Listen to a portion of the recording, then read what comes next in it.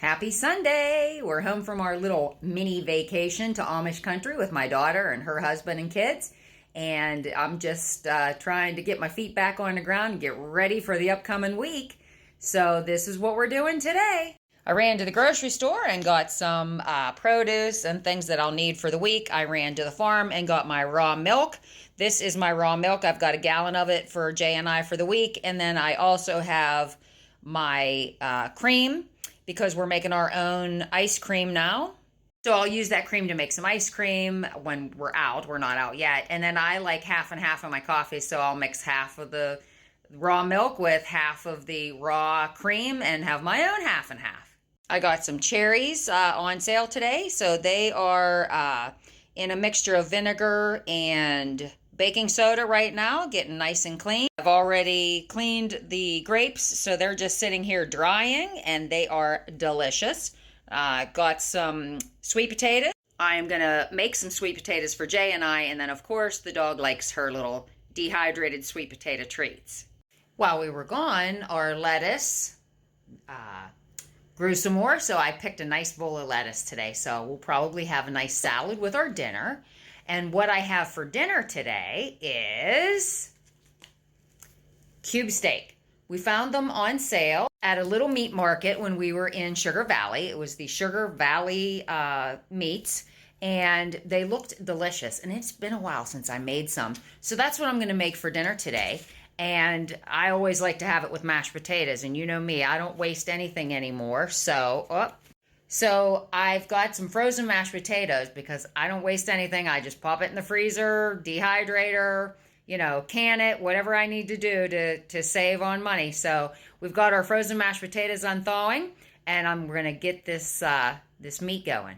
So what we're going to do with the meat is we're going to season it really good, salt, pepper, garlic salt, onion salt, whatever you want to put on it. And of course, you know me, parsley, always parsley.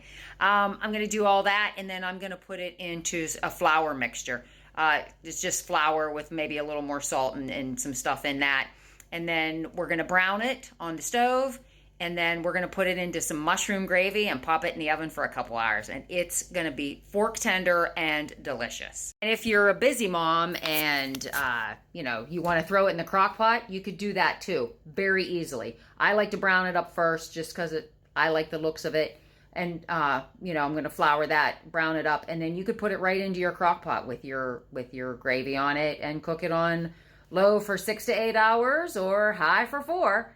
As the old crock pot goes. So here we go. All right, so I got them out of the package, and they're beautiful. They are actually really thick. I've never had them that thick before. They're going to be so good. We may get more than one meal out of this. Okay, let's go on with a little pepper and some salt.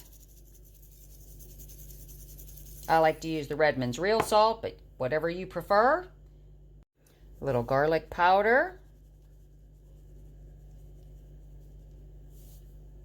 Onion powder. And then I really like that the Dano seasoning. So let's put a little of that on there too. And it's got a little bit of everything in it. It's delicious. Then I just hit it with some flour. I'm just going to kind of just push that all around. Maybe just use my hand, might be easier. And then I'm going to do that, and then really push it down, because like I said, this meat is it's really thick. It's nice. And then we're just going to get that all covered and into our heat. All right, so this is what your meat's going to look like when you're done putting the flour on it, and then we're just going to go right into our pan. And I've got some extra virgin olive oil in there, but you use the olive oil or the whatever oil you like best. I try to stay away from seed oils, so I like the olive oil. There you go. All browned up. Now I'm going to make some mushroom gravy, and we're going to go into our pan and into the oven. All right, so what I've got here is a cup of water and 4 tablespoons of my brown gravy mix. You'll see that a few videos back where I showed you how to make your own brown gravy mix. I'm going to stir this continuously on a high heat until it thickens up. And then I'm going to add a jar of the mushrooms that I canned back in October of 24. I've got one of these jars left, so it's going to be time to make more mushrooms.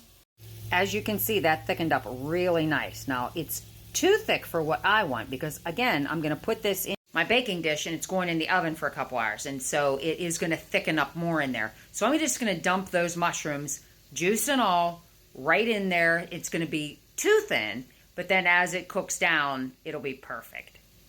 I have sprayed my pan with Pam. I know that's not good for you, but that's one thing I'm having a really hard time giving up. And now we're going to dump our brown gravy right on top.